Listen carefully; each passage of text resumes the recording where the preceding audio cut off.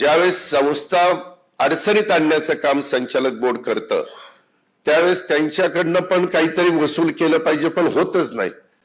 ते 88 ला स्थगिती जरी मिळते, मग ते संचालक बोर्ड काय करतं, सत्ता कुणाची ते बघतं आणि मग सहकार मंत्री जो असेल त्याच्या पक्षाकडे जातात आणि तिथनं स्थगिती आणतात. हे कुठंतरी बंद झालं पाहिजे.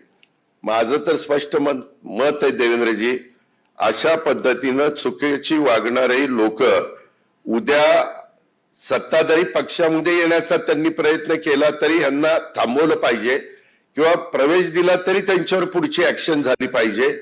मग ही सगळी सुतासारखी सरळ होतील. होतं काय, त्याच्यामध्ये प्रत्येकाला वाटतं की नाही आता आपण तिकडं प्रवेश केला म्हणजे आपलं काम झालं, आता आपलं स्थगिती. हे जे काही चालतं हे काही बरोबर नाही. मुद्दामून कुणाला नाहक पण त्रास देऊ नका.